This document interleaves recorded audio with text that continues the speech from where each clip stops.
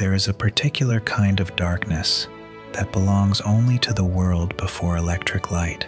not the darkness of a modern night, softened by street lamps and glowing screens, but a deeper, more complete darkness, one that settled over an entire household the moment the last flame was allowed to die. It pressed against windows,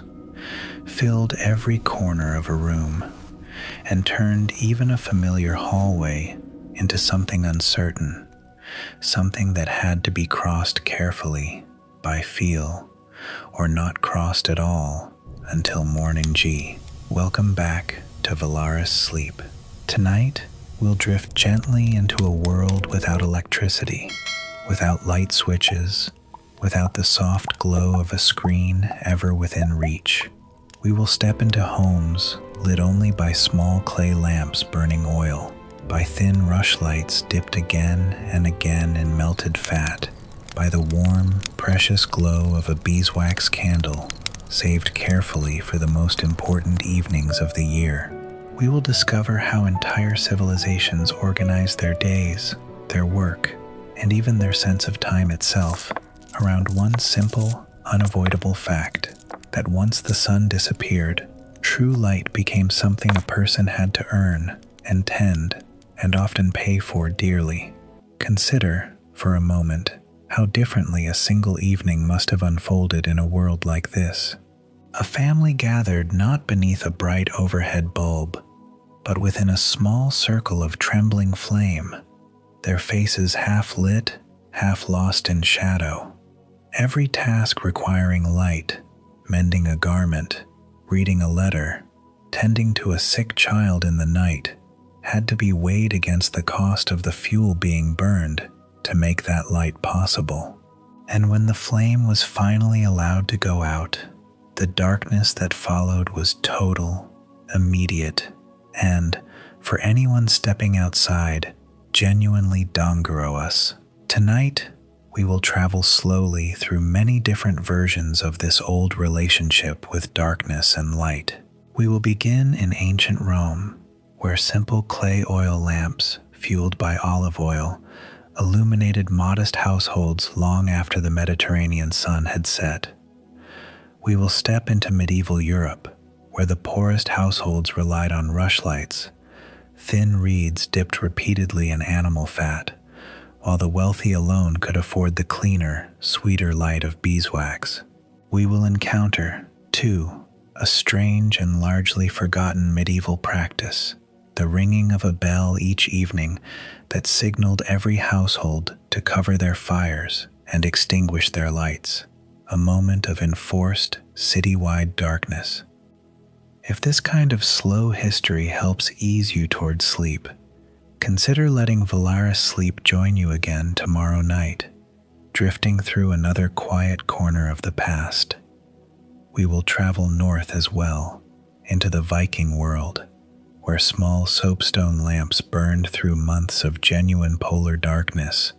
when the sun itself might not rise above the horizon for weeks at a time. We will consider the moon, and the surprising degree to which its phases once governed travel, work, and daily planning, long before anyone could simply flip a switch, regardless of what the sky was doing above them. And we will cross the ocean, finally, into Colonial America, where an entire day each year was set aside for the laborious work of dipping enough candles to last a household through the coming months. There is no need to hold on to any of these details tonight. There is nothing to remember, nothing to solve, no small test waiting for you tomorrow morning. This is simply a slow, quiet journey through the long history of firelight and darkness, offered gently, meant to ease your mind rather than occupy it. Let your body settle now, wherever you are resting this evening. Let your breathing slow, and let your eyes grow heavy, the way a room once grew heavy with shadow as its last candle burned low. There is nothing required of you right now except to listen and to drift and to let this old, patient history of light and darkness carry you gently toward your own deep and peaceful sleep. Chapter 1: the Roman oil lamp. Let us begin, as we so often do in this long history, in the warm evening air of ancient Rome, though tonight our attention turns not to gardens or heated floors, but to something smaller, and in its own way, just as essential, the small clay lamp that pushed back the darkness in countless Roman households once the sun had finally slipped below the horizon. Consider for a moment a modest Roman home as evening settles over the narrow streets outside. Inside, the light has already begun to shift, softening from the golden warmth of late afternoon into something dimmer, grayer, less forgiving. Before long, this natural light will disappear entirely, and whatever needs finishing this evening, a meal to prepare, a garment to mend, a letter to write, will need to be done by whatever artificial light the household can afford to provide.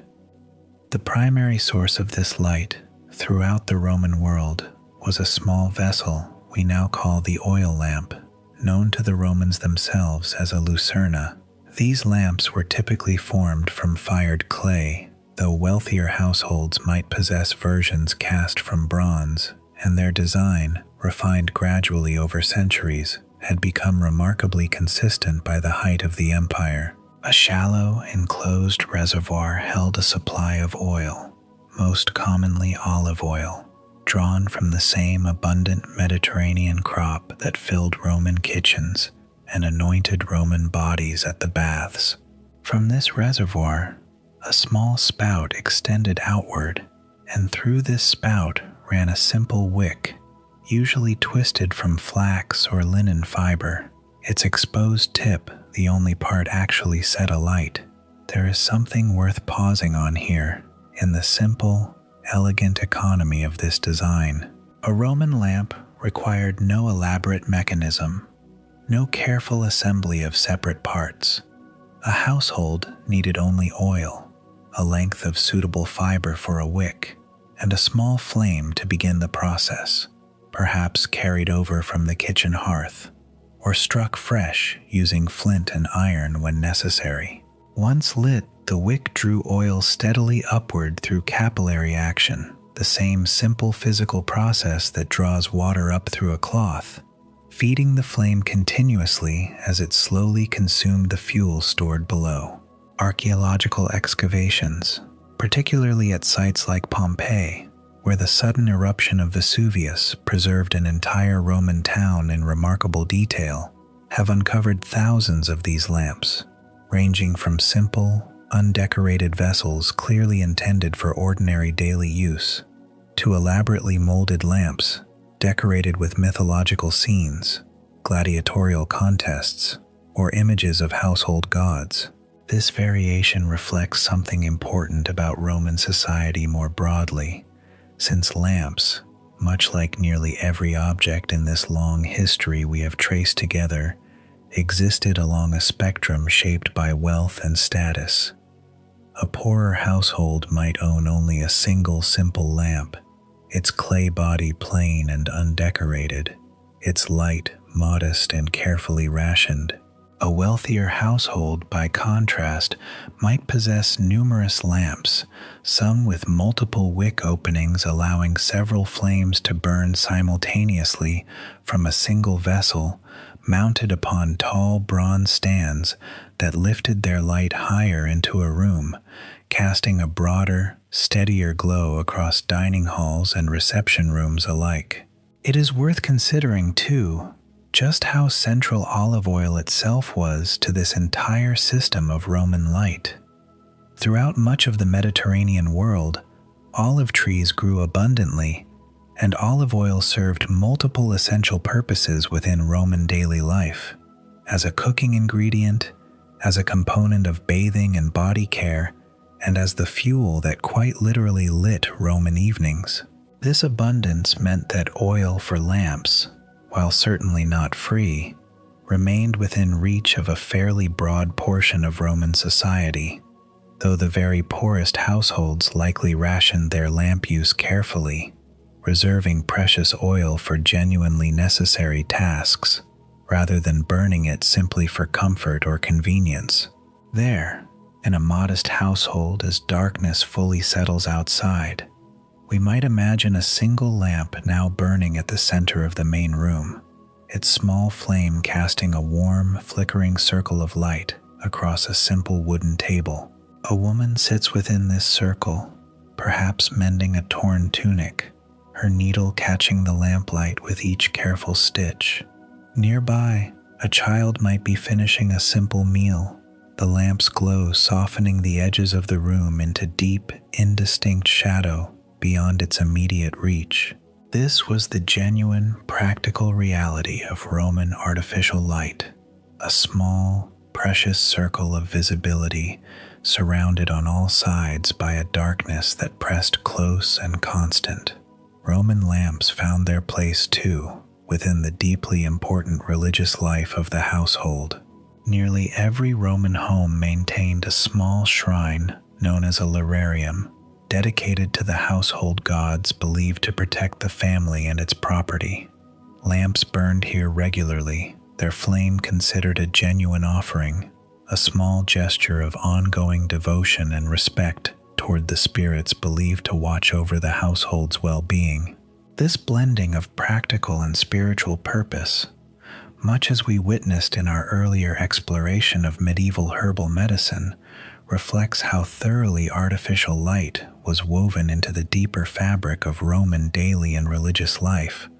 rather than existing as a purely functional convenience separate from broader belief and custom. Beyond the household itself, Roman public life depended on artificial lighting as well, though considerably less than we might assume from our own modern expectation of brightly lit streets and public spaces. Most Roman cities had no organized system of street lighting whatsoever, and anyone needing to move through Roman streets after dark typically carried their own portable light, often a simple torch, or occasionally a small lantern enclosing a lamp or candle to protect its flame from wind. Public buildings, temples, basilicas, and the grand bathing complexes we explored earlier in this long history did maintain lamps for evening use, though even here, light remained something carefully managed rather than abundantly, casually available. This genuine scarcity of light after dark shaped Roman daily rhythms in ways worth appreciating fully. Roman society organized much of its important business, its legal proceedings, its commercial transactions, its more demanding labor, around the hours of natural daylight, reserving evening hours primarily for rest, quiet domestic activity, and modest social gatherings that required little beyond a single steady lamp's worth of light. The Roman day itself was often divided according to daylight hours specifically, meaning the length of what we might call an official Roman hour actually shifted slightly with the changing seasons, stretching longer during the extended daylight of summer and shrinking correspondingly shorter through the darker months of winter when there was simply less daylight available to divide. As we consider this quiet, oil-lit world settling into its evening rhythm, let us picture, one final time, that small clay lamp burning steadily upon its modest table, casting its narrow circle of warm light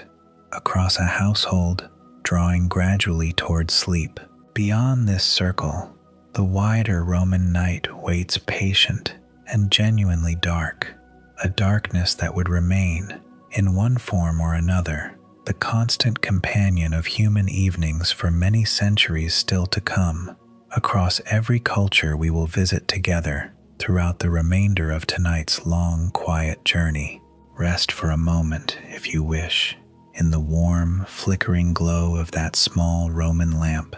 and let yourself drift onward, slowly, into the next chapter of this long and peaceful history. Chapter 2.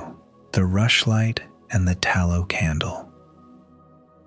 Let us leave behind now the warm Mediterranean evenings of ancient Rome and travel forward through the centuries into medieval Europe, where the challenge of lighting a home after dark took on a rather different character, shaped by a colder climate, a different relationship with available fuel, and a far starker divide between what the wealthy could afford and what ordinary households were left to manage on their own. Consider, first, the simplest and most widely used form of household light throughout much of medieval Europe,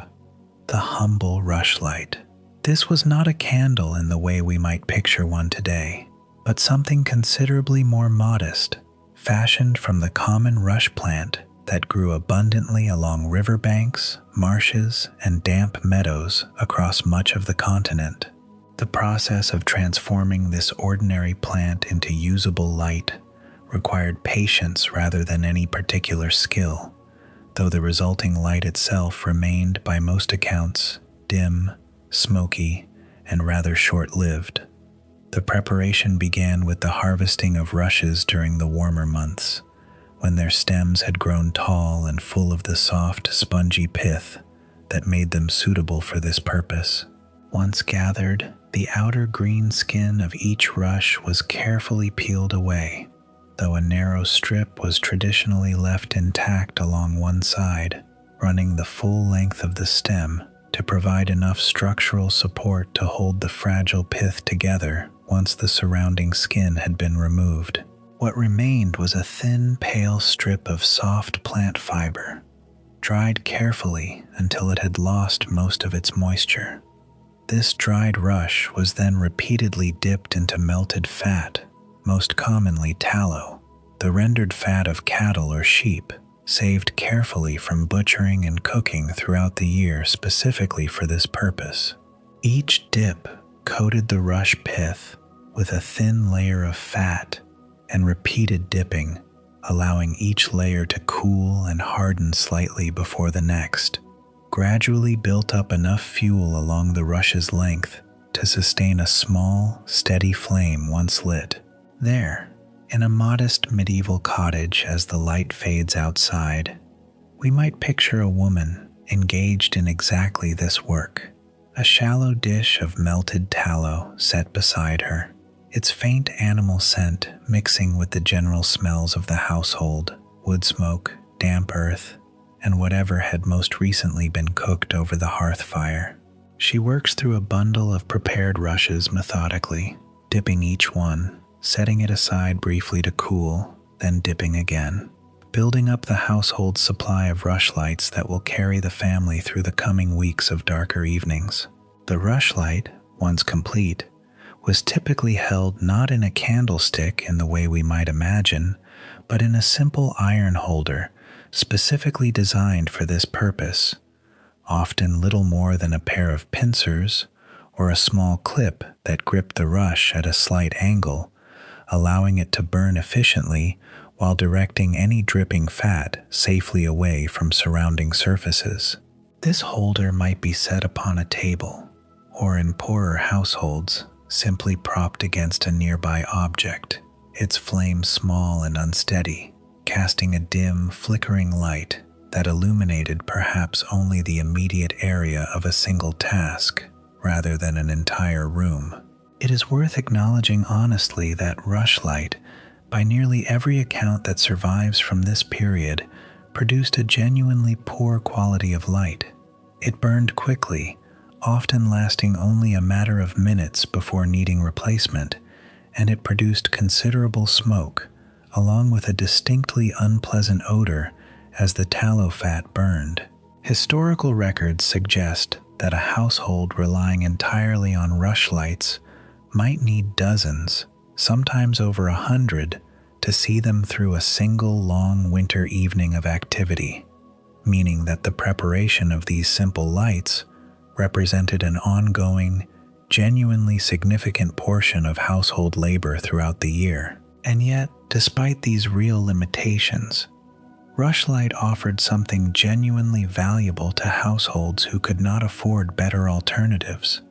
Light that cost almost nothing beyond the labor required to prepare it, drawn from materials, wild rushes, and rendered animal fat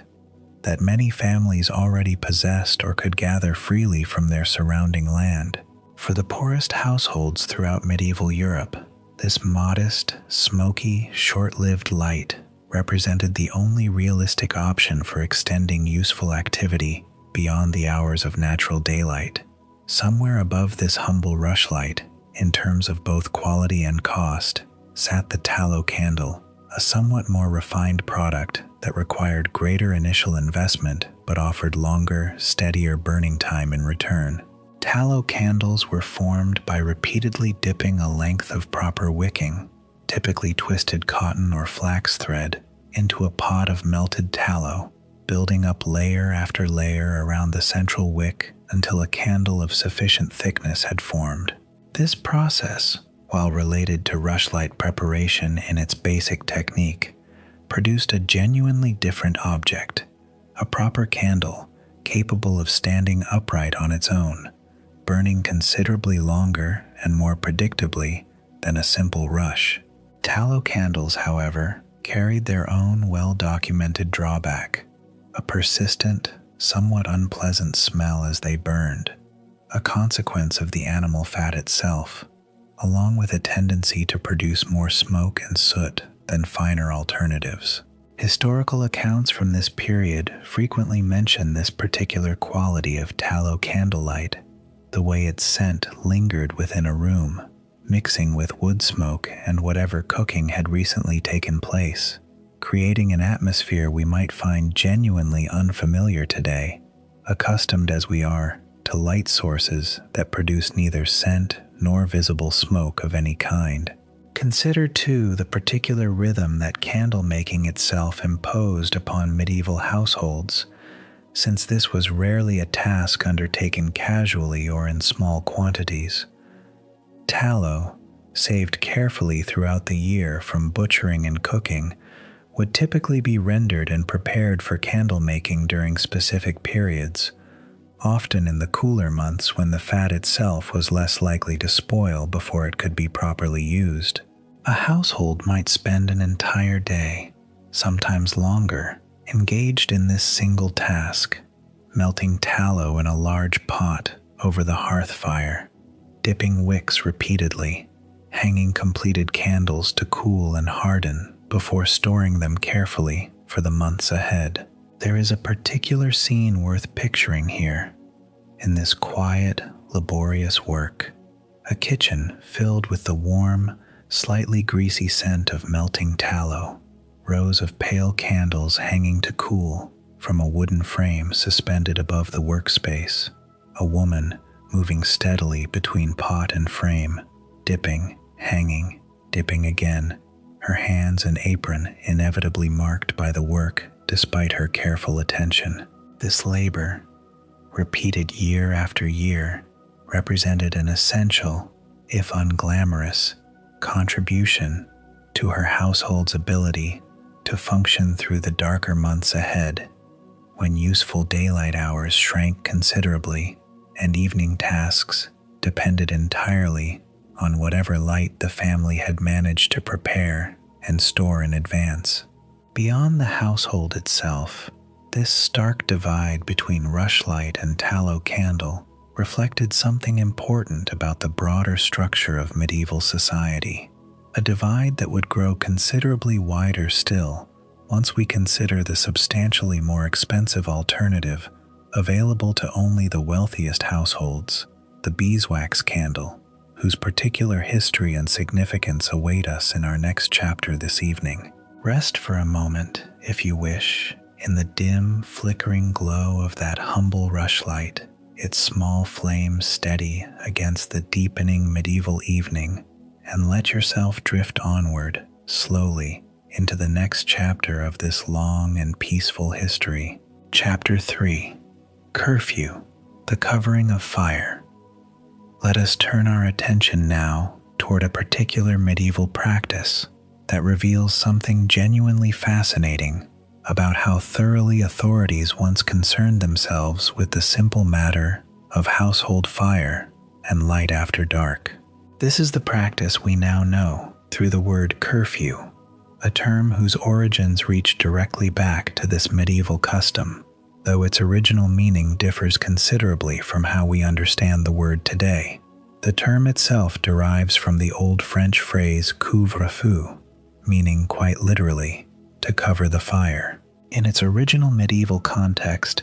a curfew was not primarily a restriction on movement or activity in the way we might assume from modern usage, but rather a specific, practical instruction. At a designated hour each evening, households throughout a town or village were expected to extinguish or properly bank their open fires and lights, reducing the considerable risk of accidental fire spreading through communities built almost entirely from highly flammable timber, thatch, and straw. Consider, for a moment, just how genuinely dangerous fire represented within a typical medieval settlement. Houses stood close together along narrow streets, their walls often formed from timber framework filled with wattle and daub, their roofs thatched with dried straw or reed, materials that, once ignited, could allow flame to spread with alarming speed from one structure to the next. A single household's carelessness,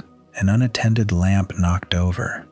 a rushlight left burning too close to dry bedding, a hearth fire built up too high and left untended overnight, could potentially threaten an entire street, or in the worst circumstances, a significant portion of an entire town. Given this genuine danger, it should perhaps come as little surprise that medieval authorities, whether local lords, town councils, or in some notable instances, kings themselves, took considerable interest in regulating exactly when and how fire and light might be maintained within their jurisdictions after dark. The practice of ringing an evening bell, signaling households to cover their fires, appears across various regions of medieval Europe, adapted according to local custom and specific concerns, though sharing this same fundamental underlying purpose of reducing fire risk during the vulnerable overnight hours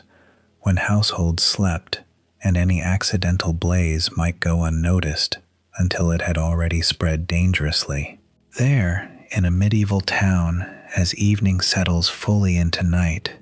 we might imagine the particular sound that marked this moment, a church bell, or in some places, a specific curfew bell maintained separately for this exact purpose, ringing out across rooftops and narrow streets, its tone perhaps deep and resonant, carrying easily through the cooling evening air. Upon hearing this signal, households throughout the town would move to bank their hearth fires, covering the glowing coals with ash in the careful manner we explored during our earlier chapter on medieval heating, extinguishing any remaining candles or lamps, and settling the household toward its night's rest. It is worth considering, too, the particular atmosphere this practice must have created within a medieval settlement each evening, as one by one, households across the town extinguished their lights in response to this shared signal. Consider the gradual darkening this would produce. Windows that had glowed faintly with candlelight or lamplight slowly going dark, street by street, until the entire settlement had settled into a genuine, near-total darkness, broken only by moonlight, should the sky happen to be clear, or by the occasional lantern carried by someone still moving through the streets on necessary business. Historical records suggest that this practice, while genuinely widespread across medieval Europe, was applied with varying degrees of strictness depending on time, place, and prevailing local concerns. Some accounts associate particularly strict curfew enforcement with periods of specific concern regarding urban fire safety, following notable fires that had previously devastated a town or city, prompting local authorities to enforce the practice with renewed seriousness. Other regions maintained a more relaxed approach, treating the curfew bell more as a general guideline than a strictly enforced regulation, particularly in smaller villages where the risk of fire spreading catastrophically between structures was somewhat reduced by greater physical distance between individual homes. Consider, as well, how this practice intersected with the broader rhythms of medieval daily life we have already explored throughout this long history. A household that had spent its evening hours working by rushlight or tallow candle, mending clothing, preparing food for the following day, engaging in whatever quiet domestic tasks required some measure of artificial light, would need to complete this work before the curfew bell sounded, or else continue working in whatever dim light remained from a fire now banked and covered, its usefulness for illumination considerably diminished even as it continued to provide some residual warmth through the covering layer of ash. There is something worth reflecting on here regarding how thoroughly this practice shaped medieval evening life, imposing a shared, community-wide rhythm upon what might otherwise have remained an entirely private, household-level decision about when to extinguish one's own fire and light. In a world already governed so significantly by natural daylight, as we explored in our discussion of Roman daily rhythms, the curfew bell added yet another layer of externally imposed structure to the medieval evening, a clear, audible signal marking the transition from whatever activity remained possible by firelight toward the genuine, complete darkness of medieval night. It is worth noting, too, that this practice carried genuine legal weight in certain medieval jurisdictions, with specific penalties sometimes prescribed for households that failed to properly extinguish their fires following the curfew signal. This reflects just how seriously medieval communities regarded the genuine threat of accidental fire, a threat considerably more significant than most of us likely appreciate today, accustomed as we are to building materials and fire suppression systems that make the kind of catastrophic, rapidly spreading urban fire common throughout medieval history considerably less likely in our own modern experience. Consider, finally, a household settling into the particular quiet that followed the curfew bell's ring, their fire now banked beneath its protective layer of ash, their candles and lamps extinguished, the room settling gradually into a deeper, more complete darkness than the flickering firelight had permitted just moments before. Family members, having perhaps continued their final preparations by the last remaining glow of an almost extinguished lamp, would now settle onto their sleeping arrangements, much as we explored in our earlier chapter regarding shared warmth and communal sleeping, the darkness around them now total, broken only by whatever faint moonlight might filter through small windows, or by the barely visible glow of banked embers still holding their quiet warmth beneath the ash. This practice, so thoroughly woven into medieval evening life across many regions and many generations, gradually declined in strict enforcement as urban building materials slowly shifted toward greater fire resistance, and as the specific historical circumstances that had originally prompted particularly strict curfew regulations gradually faded. Yet the word itself persisted, carried forward into later centuries, and eventually into our own modern language, its meaning shifting gradually from this specific instruction to cover one's fire, toward the broader sense of a designated hour, after which movement or activity becomes restricted, a meaning considerably different from its original, quite literal, and genuinely practical medieval purpose. As we prepare to leave this quiet, bell-marked medieval evening behind, let us carry forward our appreciation for just how seriously this era regarded the management of fire and light, understanding both its genuine necessity and its equally genuine danger. We turn next toward the far end of this medieval spectrum of light, away from the humble rushlight and tallow candle we explored earlier, toward the considerably more precious and carefully guarded light of the beeswax candle, reserved almost entirely for those households wealthy enough to afford its particular quality and expense. Rest for a moment, if you wish, In the deepening quiet that followed that distant curfew bell, its echo fading gradually into the genuine darkness of a medieval night, and let yourself drift onward, slowly, into the next chapter of this long and peaceful history. Chapter 4: The Precious Beeswax Candle. Let us turn our attention now toward a form of medieval light, considerably removed from the humble rushlight and even the more substantial tallow candle we explored earlier this evening. A light reserved almost entirely for those households wealthy enough to afford its genuinely significant expense: the beeswax candle. Consider, first, the fundamental difference between this candle and its more common alternatives. Where tallow derived from rendered animal fat, carrying with it that distinctive, somewhat unpleasant odor we discussed previously, beeswax came instead from the honeycomb itself, carefully harvested and purified through a process that removed the darker impurities and honey residue, leaving behind a pale, faintly sweet-smelling wax considerably more pleasant to burn than its tallow counterpart. Beeswax candles burned cleaner as well, producing less smoke and soot than tallow, and their light itself, by most historical accounts, appeared brighter and steadier, less prone to the guttering, uneven flame that so often characterized cheaper alternatives. This superior quality came at genuinely significant cost, however, since beeswax itself remained considerably more expensive and labor-intensive to produce than tallow, which households could render relatively easily from their own livestock. Beeswax required maintaining hives, managing bee colonies through the changing seasons, and carefully harvesting and processing the wax itself,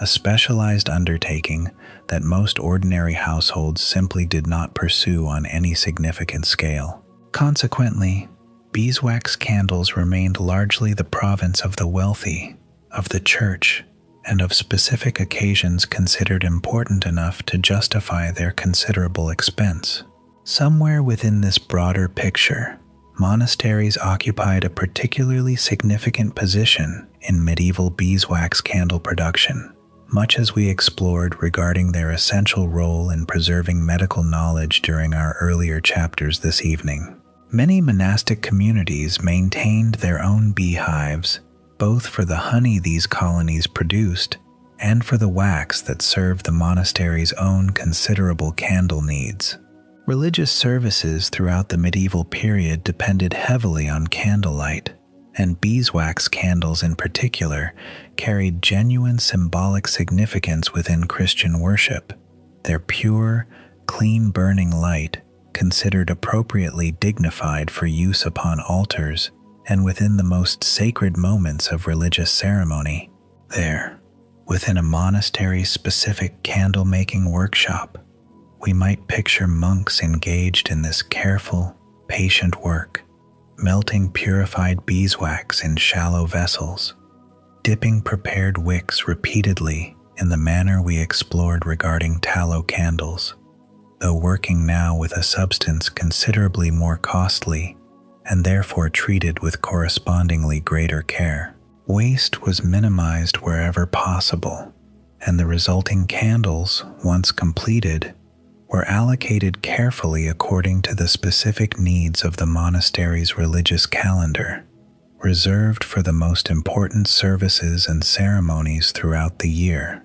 while lesser occasions made do with tallow or, in the humblest circumstances, simple rushlight. Beyond monastery walls, beeswax candles found their place primarily within wealthy households, where they served both practical illumination needs and, importantly, a genuine function as a visible marker of social status. A household able to afford beeswax candles for regular use, rather than reserving them only for the most special occasions, communicated something meaningful about its wealth and position within medieval society, since the ability to burn this considerably more expensive light source regularly, rather than relying primarily on tallow or rushlight, represented a genuine luxury unavailable to the vast majority of the medieval population. Consider a wealthy medieval household during an important evening gathering, perhaps a feast celebrating a significant occasion, where numerous beeswax candles might be arranged throughout the main hall, their combined light considerably brighter and steadier than the dim, flickering glow that characterized most ordinary medieval evenings. Guests moving through such a space would immediately notice this difference. The cleaner air free from the persistent smell of burning tallow, the steadier, more generous light illuminating faces and furnishings with a clarity unavailable in more modest homes. This sensory experience itself communicated wealth and status as clearly as any spoken declaration might have. It is worth considering, too, the specific guild structures that developed around candle making throughout medieval Europe, reflecting the genuine specialization and skill this craft required, particularly regarding beeswax candles. Chandlers, as candle makers came to be known, often organized into professional guilds within larger medieval towns, establishing standards for quality, training new apprentices in proper technique, and in many cases, maintaining separate categories of practice for tallow chandlers, who worked with the more common and considerably less expensive animal fat, and wax chandlers, whose specialized skill and materials commanded correspondingly greater respect and higher prices within medieval commercial life. Somewhere within this guild system, we might picture a young apprentice beginning to learn this craft, working initially under close supervision with the more forgiving material of tallow, gradually earning the trust and skill necessary to eventually work with the more costly and less forgiving beeswax, understanding through repeated practice exactly how to maintain proper wax temperature, how to achieve smooth, even layers with each dip, how to recognize when a candle had received sufficient coating to burn properly and completely once eventually lit. Consider, as well, the particular economics surrounding beeswax candle use within wealthy households, since even families who could afford this superior light source typically exercised genuine care regarding its use. Beeswax candles were often reserved for the most important rooms and occasions, main reception halls, formal dining, significant religious observances, while lesser spaces and more routine daily activities continued to rely on tallow candles, or, in service areas and less important household spaces, simple rushlight, much as we explored in earlier chapters. Even considerable wealth, in other words, did not necessarily translate into unlimited, casual use of beeswax throughout every corner of a household, since this material remained genuinely precious even among those who could most readily afford it. There is something worth reflecting on, too, regarding how this stark divide between tallow and beeswax reflected broader patterns of medieval inequality we have touched upon throughout this long history. The quality of light available to a household after dark, much like the quality of food available through winter storage, or the effectiveness of medical care available during illness, depended significantly upon wealth and social position, creating genuinely different lived experiences of medieval evening and nighttime life, depending on one's place within this hierarchical society. Step for a moment into a humble household on the very same evening we pictured earlier within that wealthy hall. Its single tallow candle or handful of rushlights providing considerably dimmer, smokier illumination, the distinctive scent of burning animal fat filling a much smaller, more modest space than the grand hall we previously considered. This household's evening, while shaped by many of the same fundamental patterns we have explored, the same basic rhythm of work concluding as darkness fell, the same eventual settling toward sleep once available light had been exhausted, nonetheless represented a genuinely different sensory and practical experience than that available within wealthier circumstances, a difference that Beeswax Candlelight, in its particular expense and exclusivity, helped illuminate quite literally. As we prepare to leave behind this consideration of medieval light and its close relationship with wealth and status, let us carry forward our appreciation for just how thoroughly something as seemingly simple as candlelight reflected broader patterns of medieval society, patterns we have traced throughout tonight's long journey across food preservation, medicine, heating, and now illumination itself. We turn next toward a considerably different relationship with darkness and light, traveling north once more into the Viking world, where the challenge of illumination took on an entirely different character, shaped by genuinely extreme conditions of polar darkness, unfamiliar to most of medieval Europe further south. Rest for a moment, if you wish, in the warm, steady glow of that precious beeswax flame, its clean light flickering gently within some quiet medieval hall, and let yourself drift onward, slowly, into the next chapter of this long and peaceful history. Chapter 5. The Viking Soapstone Lamp and the Long Polar Night. Let us travel north now, as we have done in earlier chapters this evening, into the cold coastal settlements and deep fjords of the Norse world, where the challenge of maintaining light after dark took on a character genuinely unlike anything we have yet encountered tonight, shaped by an extreme far beyond the ordinary rhythm of sunrise and sunset familiar to Rome or medieval Europe further south. Consider, first, the particular astronomical reality that governed life across much of the Norse world, especially in its northernmost settlements reaching into Iceland and beyond. During the depths of winter, in regions positioned close enough to the Arctic Circle,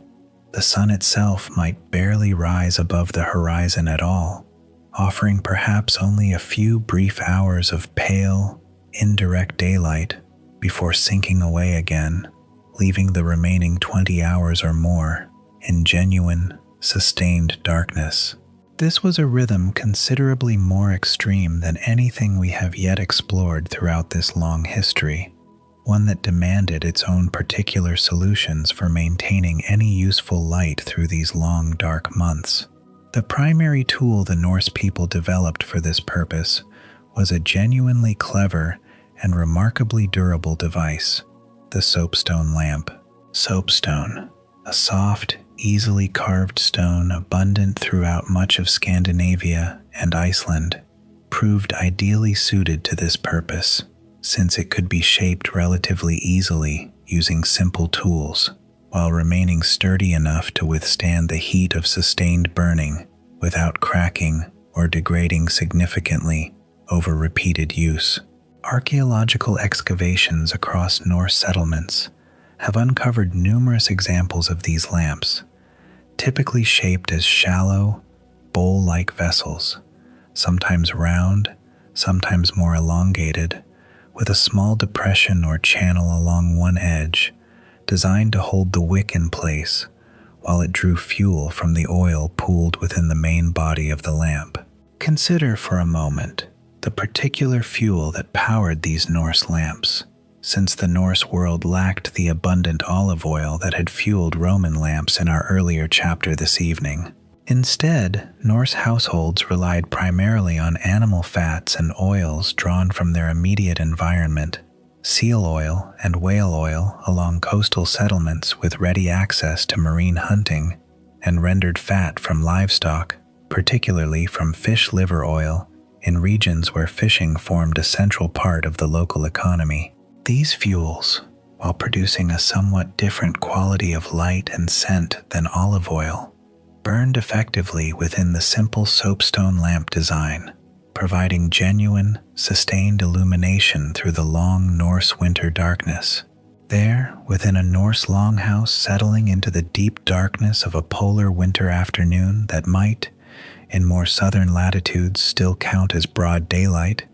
we might picture several of these soapstone lamps arranged around the main living space, their small flames providing modest but genuinely essential illumination for whatever tasks the household needed to continue, despite the near-total absence of natural light outside. A woman working at her loom, weaving the wool cloth we explored during our earlier chapter on medieval clothing, would position herself carefully near one of these lamps, angling her work to catch whatever light its flame provided, understanding through long practical experience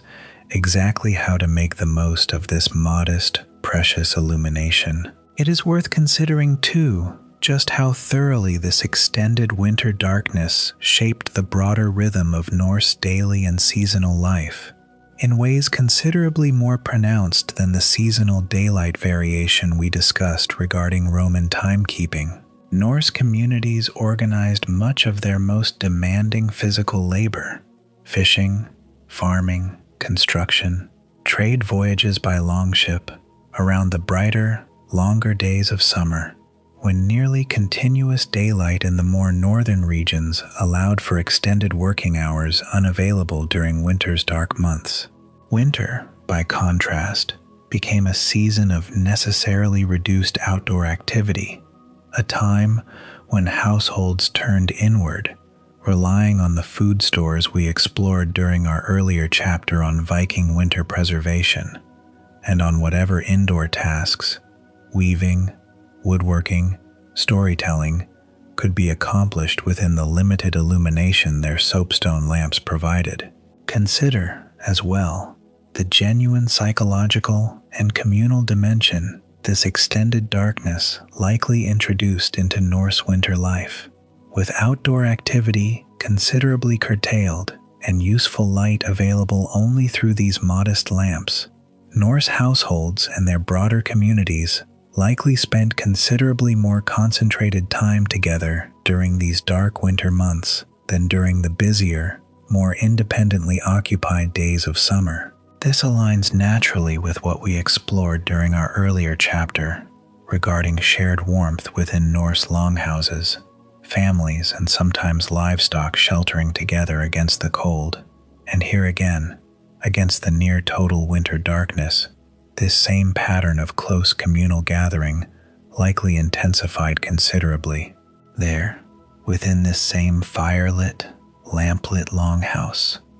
we might picture an elder recounting stories to a gathered family during the depths of this long winter darkness, much as we explored during our earlier Viking chapter this evening,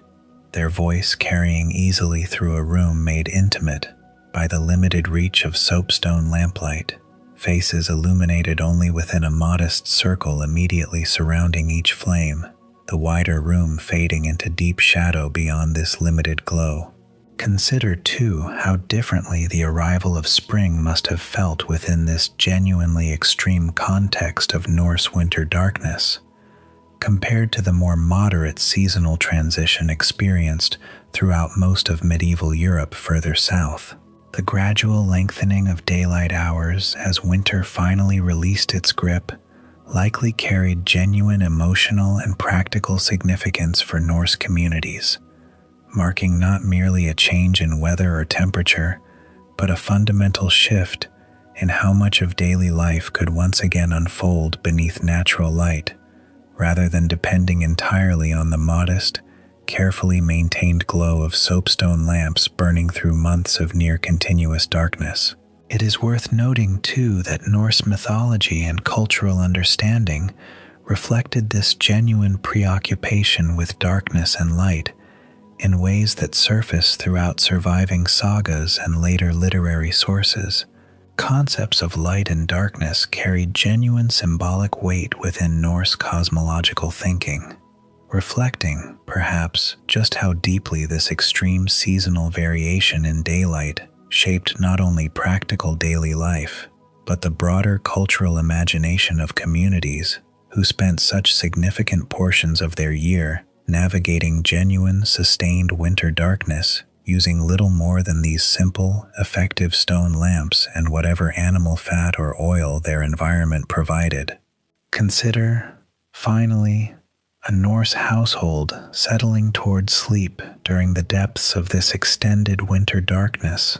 Their soapstone lamps finally extinguished for the night, the surrounding darkness outside indistinguishable in its depth and totality from whatever darkness might have already prevailed throughout much of the preceding day. This was winter as experienced across much of the Norse world, a season defined as thoroughly by its absence of light as by its genuine cold, met and managed through the same patient, resourceful ingenuity we have witnessed throughout this long history whenever human communities faced genuinely extreme environmental challenges. As we prepare to leave this Norse world of soapstone lamps and extended polar darkness behind,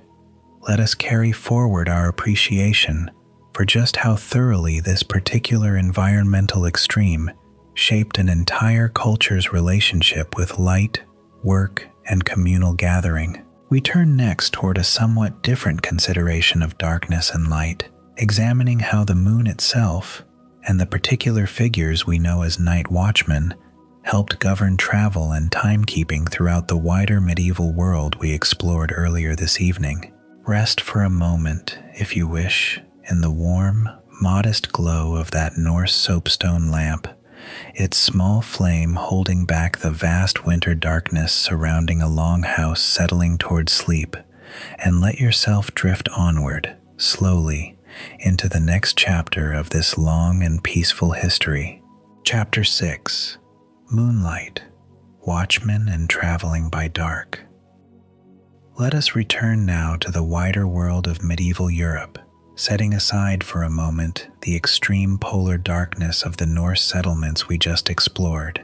and turning our attention instead toward a more universal companion to human night, one available in some measure to nearly every culture we have visited throughout tonight's long journey. The moon itself, and the particular ways its shifting light shaped travel, work, and the careful keeping of nighttime hours. Consider, first, just how significant moonlight became within a world almost entirely without artificial illumination beyond the small, precious flames we have explored throughout this evening. A clear night beneath a full moon offered something genuinely valuable, enough ambient light to navigate familiar paths, to move safely between buildings, even to accomplish certain outdoor tasks that would have been utterly impossible during the genuine darkness of a moonless or heavily overcast night. This variation, waxing and waning across roughly a month's cycle,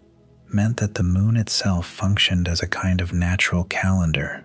one whose phases people tracked carefully, planning important journeys and activities around whatever lunar light might be available. There, along a rural medieval road stretching between two distant villages,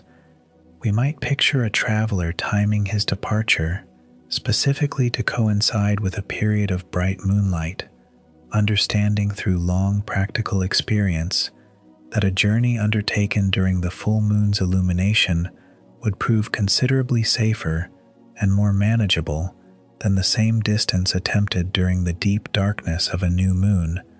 when the sky itself offered essentially no useful light beyond perhaps the faint glimmer of stars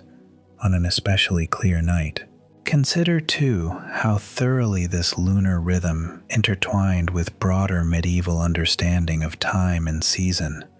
in ways that complement what we explored regarding Roman daylight-based hours during our very first chapter this evening. Many medieval communities tracked time using calendars structured significantly around lunar cycles, and important gatherings, religious observances, and travel plans often incorporated genuine awareness of the moon's current phase, recognizing its practical significance for anyone needing to move or work beyond the reach of household firelight. Somewhere within a medieval town settling toward night,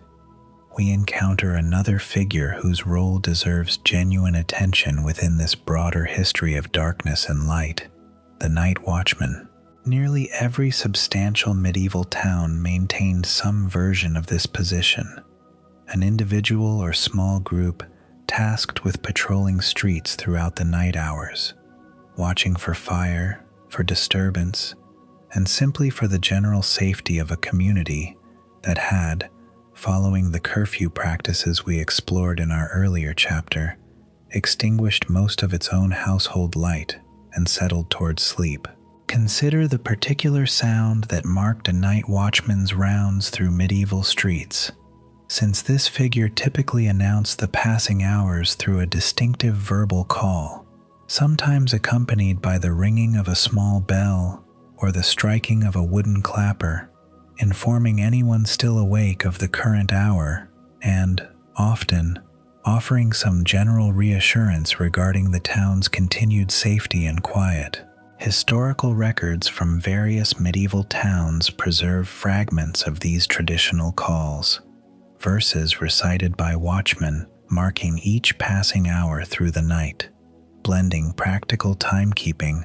with a kind of ritual reassurance extended to a sleeping community. There, along a narrow medieval street at perhaps the second or third hour past midnight, we might imagine this watchman moving slowly through near total darkness, his own small lantern providing the only immediate light guiding his path, pausing periodically to call out the hour, his voice carrying clearly through the still night air toward whatever windows might still show a faint glow of remaining candlelight, or toward households already settled fully into sleep, unaware of his passing except through whatever half-remembered impression his call might leave upon their dreams. It is worth considering, too, the genuine practical value this watchman's presence offered a medieval community, beyond simple timekeeping. Fire, as we explored during our earlier chapter regarding curfew practices, represented one of the most significant dangers facing any medieval settlement, and a watchman moving through the streets through the night hours offered a crucial early warning should any household's fire escape its proper containment despite the curfew bell's earlier signal. Beyond fire itself, this watchman's presence also served a general security function, offering some measure of protection against theft or disturbance during hours when most residents remained safely asleep within their own homes. Consider, as well, how this figure's work depended genuinely on whatever natural light the moon happened to provide on any given night, much as we discussed regarding travelers planning their own journeys. A watchman patrolling beneath a bright full moon could move considerably more easily and effectively through his assigned rounds than one facing the genuine, near-total darkness of a moonless, overcast night, when even his own small lantern provided only a modest circle of visibility immediately surrounding his position, leaving the wider street beyond genuinely difficult to observe or assess for any potential concern. There is something worth reflecting on here regarding how thoroughly this lunar rhythm shaped medieval understanding of night itself as a genuinely variable experience, rather than the uniform darkness we might casually assume when picturing this era from our own modern perspective, where artificial light renders such distinctions largely irrelevant to our own nighttime experience. A medieval night beneath a full moon offered genuine, if modest, visibility and relative safety for necessary travel or work. A medieval night during the new moon's darkest phase offered essentially nothing beyond whatever candlelight or lamplight a household had managed to preserve, or whatever small lantern a traveler or watchman carried directly with them. Consider a household awaiting the return of a family member, traveling home from some distant errand,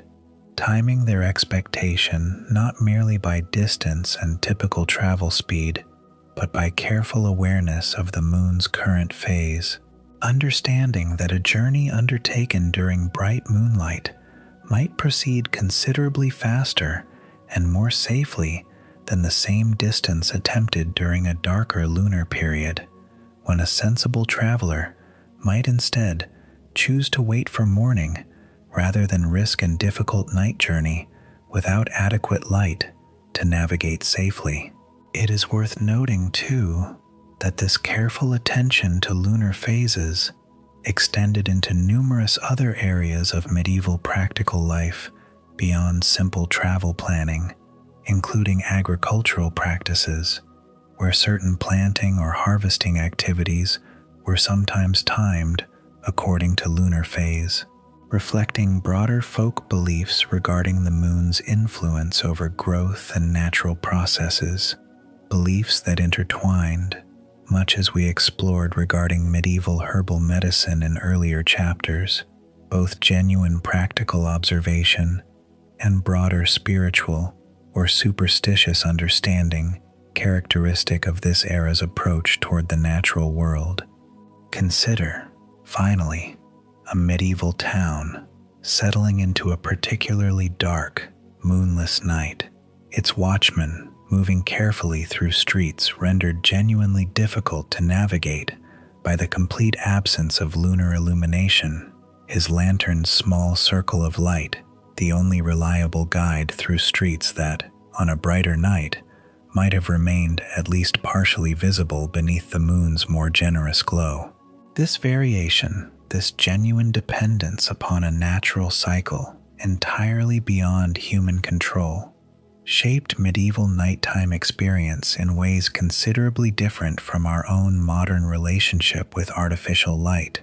which renders such lunar variation largely a matter of aesthetic interest rather than genuine practical necessity. As we prepare to leave behind this consideration of moonlight and its careful medieval watchmen, let us carry forward our appreciation for just how thoroughly this natural, ever-shifting light source shaped travel, timekeeping, and general nighttime safety throughout the medieval world. We turn next across the ocean toward Colonial America, where an entirely different, thoroughly organized approach to household illumination awaited,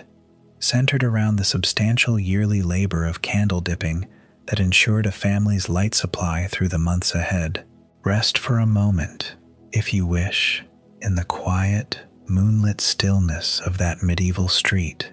its distant watchman's call fading gently into the deepening night, and let yourself drift onward, slowly, into the next chapter of this long and peaceful history. Chapter 7, The Colonial Candle Dipping Day.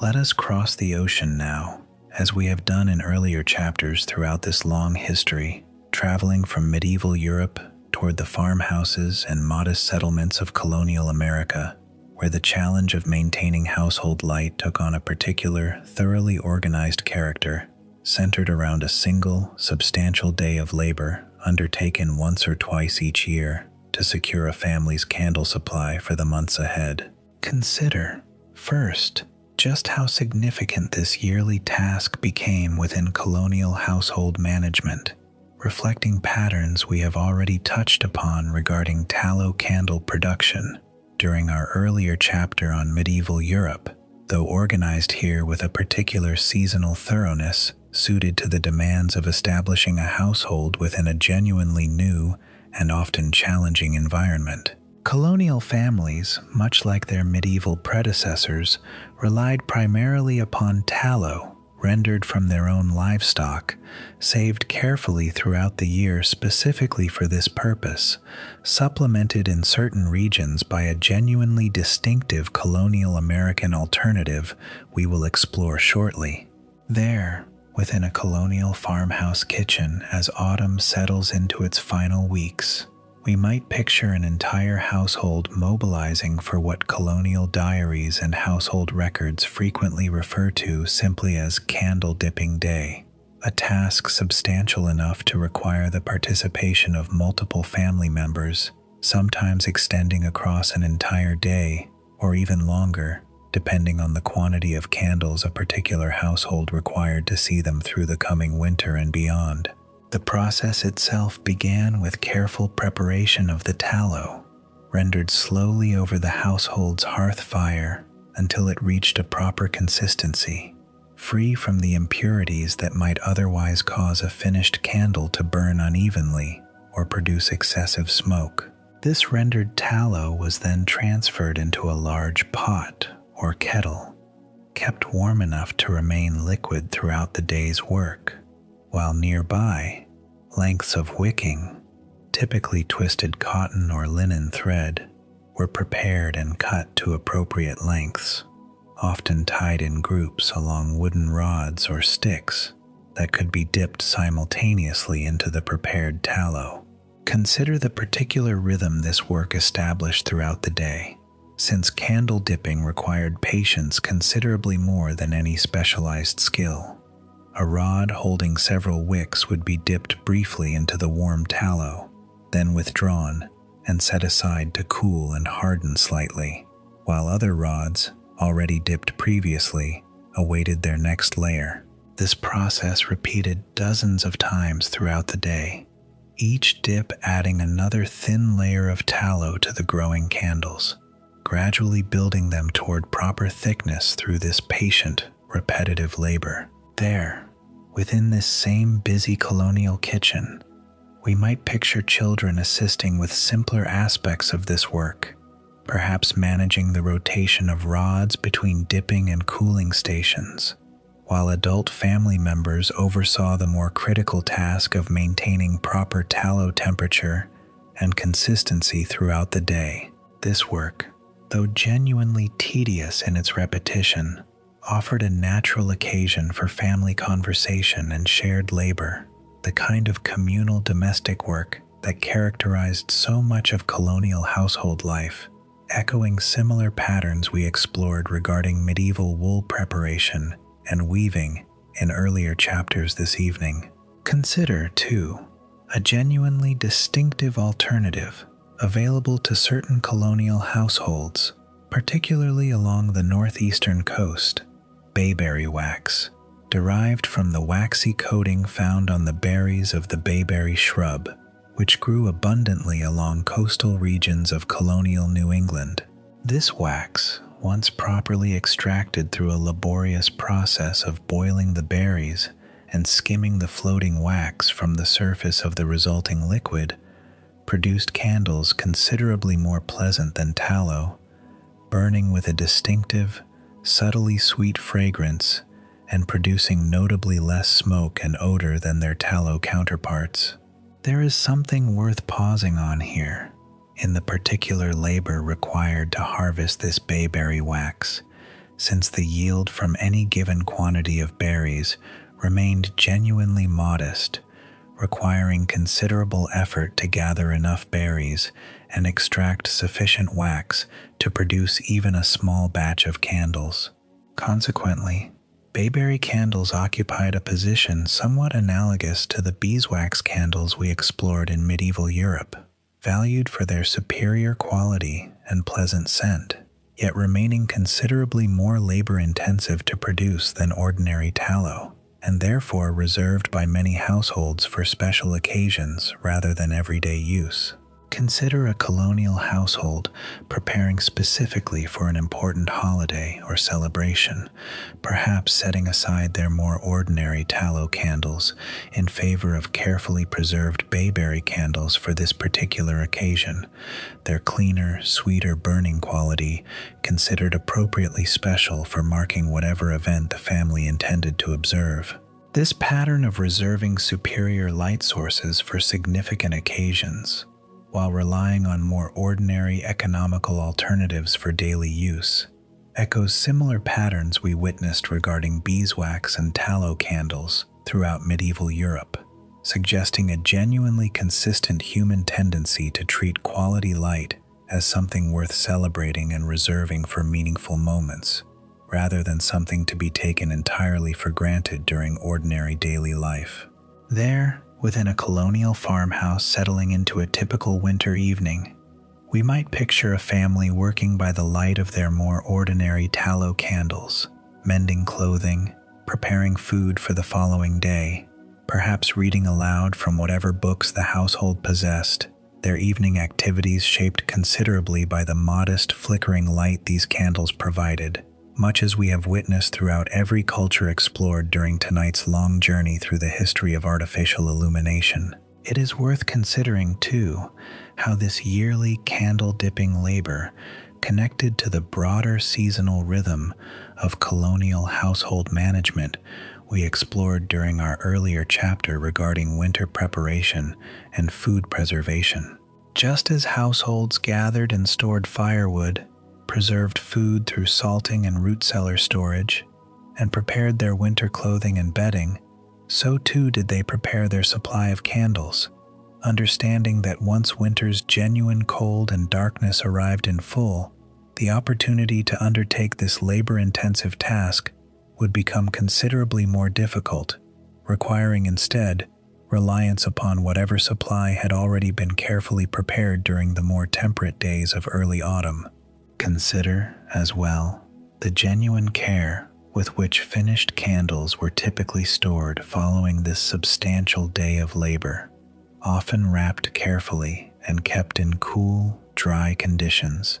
to prevent the tallow from softening prematurely or attracting unwanted attention from household pests drawn to the animal fat these candles contained. A household's entire candle supply represented genuine hard-won value, the product of a full day's concentrated labor, and this value was treated with corresponding care throughout the months these candles would gradually be consumed. There is something worth reflecting on, finally, regarding just how thoroughly this single day of labor shaped an entire household's relationship with light throughout the following months. A single, concentrated effort determining the family's access to illumination across countless subsequent evenings, whether for practical work, quiet reading, or simply the modest comfort of pushing back the genuine darkness that settled each evening across colonial farmhouses, much as it had across every household we have visited throughout this long history tonight. As we prepare to leave behind this consideration of colonial candle dipping and its careful yearly rhythm, let us carry forward our appreciation for just how much patient, concentrated labor once stood behind something we now take entirely for granted. We turn next toward a significant shift in the broader history of artificial light, examining how whale oil and eventually spermaceti candles gradually offered colonial households and their successors a genuinely improved quality of illumination, still decades removed from anything resembling modern electrical light, yet representing a meaningful step forward from the tallow and rushlight we have explored throughout so much of tonight's journey. Rest for a moment, if you wish, in the warm, patient rhythm of that colonial candle-dipping day, rows of pale candles cooling gently in the autumn air, and let yourself drift onward, slowly, into the next chapter of this long and peaceful history. Chapter 8, Whale Oil and the Slow Rise of Better Light.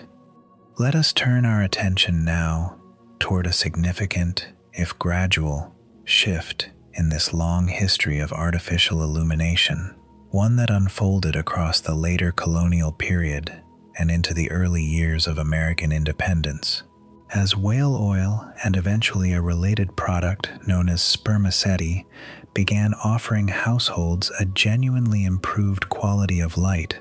still generations removed from anything resembling electricity,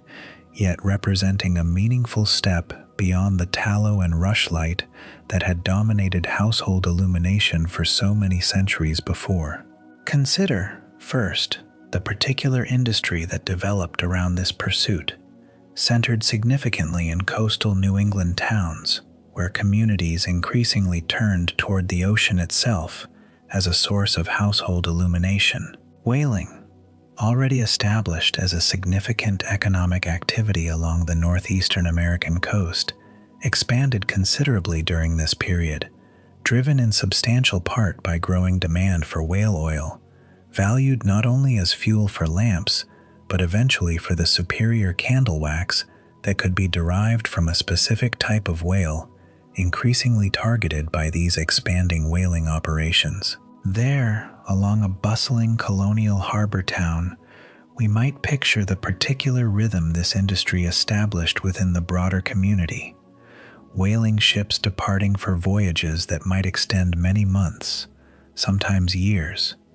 their eventual return bringing substantial quantities of oil that would be processed and distributed throughout the surrounding region,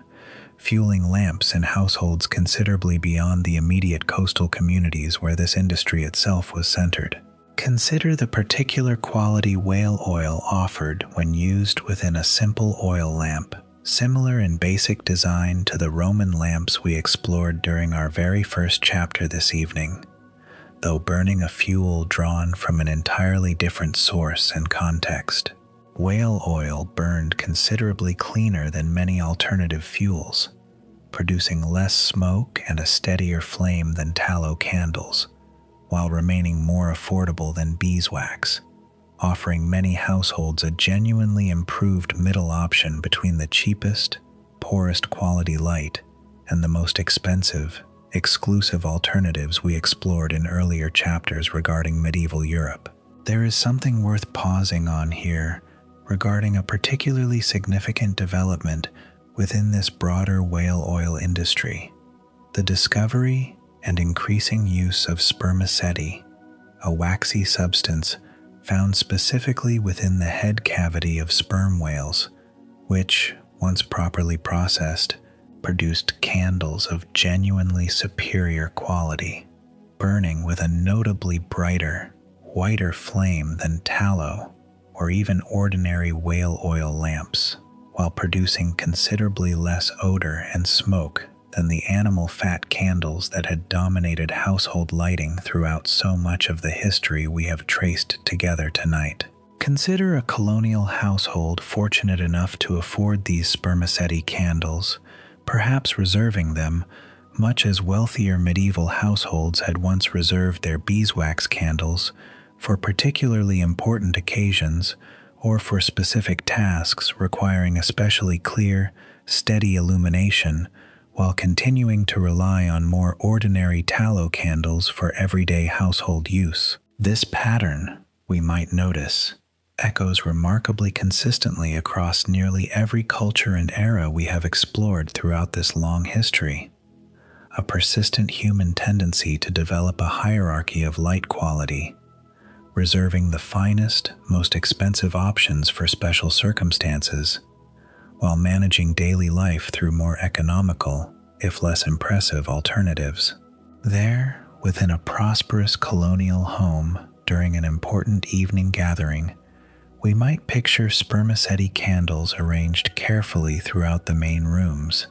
their bright, clean-burning flames creating an atmosphere of genuine luxury and celebration, considerably removed from the dimmer, smokier tallow-lit evenings that characterize this same household's more ordinary daily life. Guests moving through such a space would likely notice this elevated quality of light, much as we discussed regarding wealthy medieval households and their beeswax candles, understanding intuitively that this particular illumination represented genuine expense and therefore genuine hospitality on their host's part. Consider too how this expanding whale oil and spermaceti industry connected colonial American households to broader patterns of maritime trade and economic development, since the whaling industry itself required substantial investment in ships, equipment, and skilled labor, creating economic ripple effects extending well beyond the immediate coastal communities where whaling ships were built and launched. Towns like Nantucket and New Bedford grew increasingly prosperous through this industry, their economic fortunes tied directly to the pursuit of this particular natural resource that had, quite literally, begun illuminating households across the growing American colonies and beyond. It is worth considering, as well, the particular working conditions faced by those directly involved in this whaling industry, since the pursuit of whale oil required genuinely demanding, often dangerous labor, extended voyages far from home, and considerable skill in the actual hunting and processing of these enormous marine creatures. This labor, largely invisible to households simply purchasing and burning the resulting oil or candles within their own homes, nonetheless represented a genuinely significant human cost underlying this particular improvement in household illumination. A cost worth acknowledging even as we appreciate the genuine benefit this industry provided to countless households seeking better quality light than tallow alone could offer. Consider a household gradually transitioning, across perhaps a generation or two, from relying primarily on homemade tallow candles toward increasing use of purchased whale oil for household lamps, reflecting broader patterns of colonial American economic development as household self-sufficiency gradually gave way, at least partially, toward greater participation in expanding commercial trade networks. This shift, gradual and uneven across different regions and different economic circumstances, nonetheless represented a genuine, if modest, step toward the kind of purchased, commercially produced illumination that would eventually, many decades later, culminate in the electrical lighting systems most of us now take entirely for granted. There is something worth reflecting on here regarding just how gradual this broader transition actually unfolded, spanning not years but generations, as households slowly incorporated these improved fuel and candle options alongside, rather than entirely replacing, the older tallow and rushlight traditions we explored in earlier chapters. Even as whale oil lamps and spermaceti candles offered genuine improvement, they remained, for many decades, additional options existing alongside older, more economical alternatives, rather than immediately and universally replacing centuries of established household practice regarding artificial illumination. Consider, finally, a household during a quiet winter evening in the early decades of American independence, perhaps possessing both an older tallow candle, its familiar, somewhat smoky light illuminating more routine tasks, alongside a newer whale oil lamp reserved for evenings requiring particularly clear illumination, a reading task perhaps, or careful needlework requiring genuine visual precision. This household existed, in a sense, at a genuine transitional moment within this long history we have traced together tonight, still generations removed from anything resembling electrical light, yet beginning to experience meaningful improvement beyond the centuries-old tallow and rushlight traditions that had illuminated so much of human evening life throughout every era we have explored this evening. As we prepare to leave behind this consideration of whale oil and its gradual improvement upon centuries of more modest household illumination, let us carry forward our appreciation for just how slowly and incrementally genuine change unfolded within this long history, each improvement building gradually upon previous tradition rather than arriving as any sudden, dramatic transformation. We turn next toward a broader reflection on how this entire history of artificial light, from Roman oil lamps through colonial whale oil, shaped the fundamental rhythm and structure of daily life across every culture we have explored throughout tonight's long journey. Rest for a moment, if you wish, in the clean, steady glow of that improved whale oil lamp, its light considerably clearer than the tallow candles burning nearby, and let yourself drift onward, slowly, into the next chapter of this long and peaceful history. Chapter 9: A Life Structured Around Darkness.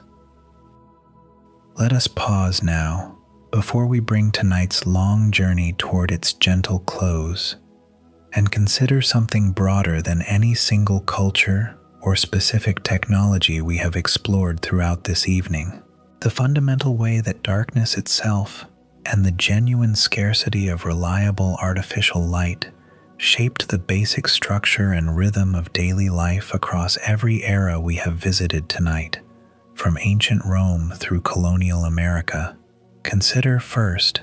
just how thoroughly natural daylight governed the timing of ordinary human activity throughout nearly this entire history we have traced together. We touched briefly upon this reality during our very first chapter regarding Roman daylight-based hours that stretched and shrank according to the changing seasons. But this same fundamental pattern extended across every culture we have subsequently explored: medieval Europe, the Norse world, colonial America, each organizing the bulk of demanding physical labor, farming, construction, extended travel, around the hours when natural sunlight remained available, reserving evening hours primarily for quieter, less demanding activity that could be accomplished within the more limited illumination provided by whatever lamp, candle, or rushlight a household possessed. There,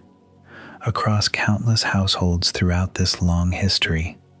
we might picture a genuinely consistent pattern: families rising with or shortly before dawn, accomplishing the bulk of their demanding daily labor throughout the available daylight hours, then gradually transitioning, as afternoon light began to fade, toward quieter domestic tasks: mending, food preparation, simple craft work that required less intensive light and could reasonably continue for some hours after sunset, using whatever artificial illumination the household maintained. Consider, too, how this fundamental rhythm shaped broader seasonal patterns of activity, since the genuine variation in available daylight between summer and winter meant that an entire culture's yearly calendar of work and rest often reflected this underlying reality. Summer, with its extended daylight hours, typically represented a season of intensive labor, farming, construction, trade, and travel, all benefiting from the additional hours of natural light available for their accomplishment. Winter, by contrast, with its shortened days and correspondingly extended darkness, often represented a season of reduced outdoor activity and increased reliance on whatever indoor tasks could reasonably proceed using candlelight, lamplight, or the modest illumination of a hearth fire. There is something worth reflecting on here regarding just how this pattern created a genuinely different relationship with time itself than most of us experience today, accustomed as we are to artificial light that renders such seasonal daylight variation largely irrelevant to our own daily scheduling. A medieval farmer, a Roman merchant, a colonial household, all organized their sense of a productive day considerably more closely around the sun's actual position in the sky than around any fixed clock time, a genuinely different relationship with daily rhythm than most modern lives typically maintain. Consider, as well, how this same fundamental scarcity of reliable artificial light shaped bedtime itself across nearly every culture we have explored tonight. Without the electric light that allows so many modern households to extend evening activity considerably beyond actual darkness, households throughout this long history typically retired to sleep considerably earlier than many modern people now consider typical, often not long after full darkness had settled, once whatever evening tasks required immediate attention had been completed, using the household's available candlelight or lamplight. There, within a typical household from nearly any era we have explored this evening, we might picture this genuinely early bedtime as simply the practical, unremarkable consequence of darkness itself, rather than any particular virtue or discipline being deliberately cultivated. Once meaningful activity became difficult without burning through additional, genuinely costly candles or lamp oil, sleep simply represented the most sensible use of remaining hours before the household would naturally rise again with or before the following dawn.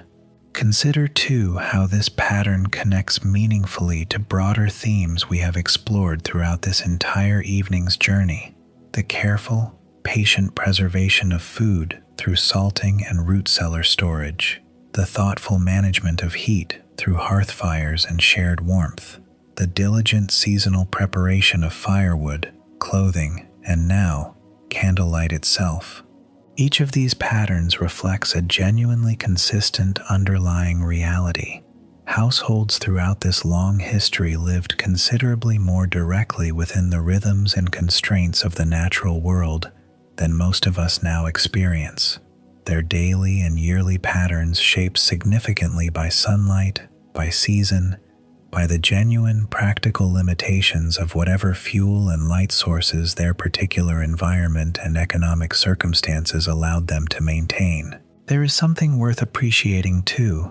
in how this shared history connects such genuinely diverse cultures, Roman households organizing their day around Mediterranean sunlight, Norse communities navigating months of near-total polar darkness, medieval European towns marking their evening curfew with a shared community bell, colonial American families gathering annually for their substantial candle-dipping labor. Despite genuine differences in specific technology, climate, and cultural tradition, each of these communities faced this same fundamental reality that darkness represented something to be genuinely managed and prepared for, rather than something simply banished at the flip of a switch, as most of us now casually experience. Consider, finally, how this entire history of artificial light gradually, slowly, incrementally improved across the centuries we have traced together tonight. From simple Roman oil lamps, through medieval rushlight and tallow candles, toward the precious beeswax reserved for wealth and religious ceremony, through Norse soapstone lamps burning through genuine polar darkness, toward colonial tallow candle dipping, and eventually the improved illumination whale oil and spermaceti candles provided. Each step represented genuine, if modest, improvement, yet none approached anything resembling the instant, abundant, and remarkably inexpensive illumination most of us now access simply by touching a switch, a technology still generations removed from every household and every era we have explored throughout this long evening's journey. There is something worth carrying forward from this reflection as we prepare to bring tonight's exploration toward its gentle conclusion. The genuine scarcity and cost of reliable light throughout nearly this entire span of human history shaped daily rhythm, seasonal patterns, bedtime itself, and countless other dimensions of ordinary life in ways considerably different from our own modern experience. Yet the fundamental human desire underlying this entire history remains genuinely familiar and relatable. The simple wish to push back darkness just enough to accomplish whatever remained necessary, to gather safely with family and community once the sun had set, and eventually, once that modest, precious light had finally been extinguished, to rest peacefully until morning light returned once more. As we prepare to leave behind this final substantive reflection on light, darkness, and the rhythm of pre-electric daily life,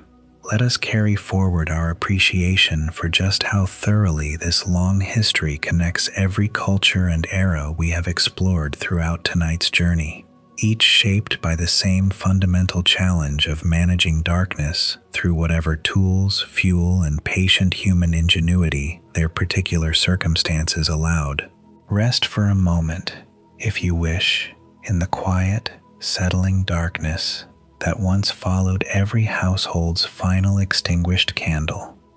and let yourself drift onward, slowly, into the final, closing chapter of this long and peaceful history. Closing chapter, a house of quiet candlelight.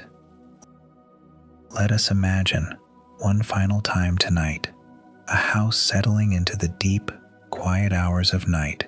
gathered gently from every era we have visited throughout this long journey, drawn from the small clay lamps of ancient Rome, the humble rushlights of medieval Europe, the precious beeswax reserved for wealth and ceremony, the soapstone lamps that once burned through genuine Norse polar darkness. Picture this house now, its single remaining light finally beginning to gutter low. Whatever flame has carried the household through this particular evening drawing toward its natural end. Somewhere within, a family has already settled toward sleep, their day's necessary tasks completed within whatever circle of light their candle, lamp, or hearth fire allowed them. The darkness beyond this fading light waits patient and complete, much as it has waited throughout every century and every culture we have traced together this evening. We have traveled a considerable distance tonight, across many centuries and many different landscapes, yet one truth has remained remarkably constant throughout this entire journey. Light, in every era we have explored, represented something genuinely earned, tended, and often carefully rationed, rather than something simply available at will. The specific sources varied considerably. Olive oil burning steadily within a Roman clay lamp, a thin rush dipped repeatedly in melted tallow, a precious beeswax candle reserved for a monastery's most important ceremony, a soapstone lamp burning through months of near-total Arctic darkness, a colonial household's entire yearly supply of candles produced through a single day of patient, shared labor. Beneath all of these particular technologies, though, lies something perhaps even more essential to understand as we bring tonight's journey toward its close. Every strategy we have explored depended upon genuine patience, upon careful preparation undertaken often months in advance, and upon a fundamentally different relationship with darkness than most of us now maintain, one where sleep arrived naturally once useful light had been exhausted, rather than being postponed indefinitely by whatever artificial illumination remained conveniently available. Consider, one final time, stepping quietly through this gathered, composite house, past a small room where a single tallow candle burns low beside a simple bed, past another where the last glow of a banked hearth fire provides whatever faint light remains, past a modest lamp, its oil nearly spent, standing patient on a windowsill. Each of these small, flickering lights represents the same fundamental human effort we have witnessed throughout every chapter tonight. The quiet, persistent work of pushing back darkness just enough to complete what needed completing, and no further. It is worth pausing, as we bring this long evening toward its gentle conclusion, to reflect on what this shared history might offer us now, resting as we are within our own particular moment, surrounded by light that requires nothing more than the simplest touch to summon instantly, regardless of season, regardless of cost, regardless of whatever labor once stood behind every candle and lamp we have explored together tonight. And yet, the fundamental human experience underlying this entire journey remains genuinely familiar.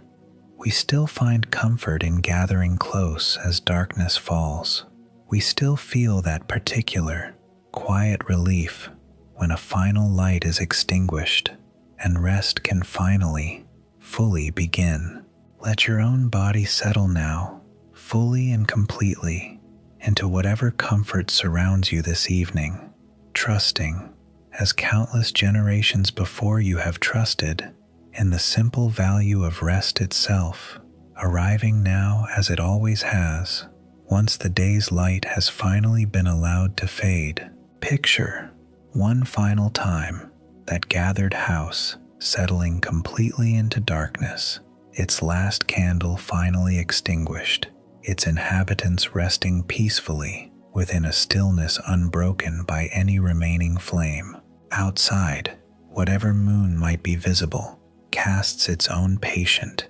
ancient light across a sleeping landscape, exactly as it did for Roman households, for medieval travelers, for Norse families, for colonial farmhouses, each of them, in their own time, finding their way gently toward this same quiet rest. There is no need to hold on to any particular detail from tonight's journey. Let it all settle now, gently, alongside you, as you drift toward your own well-earned sleep. Thank you for spending this time with Velaris Sleep tonight.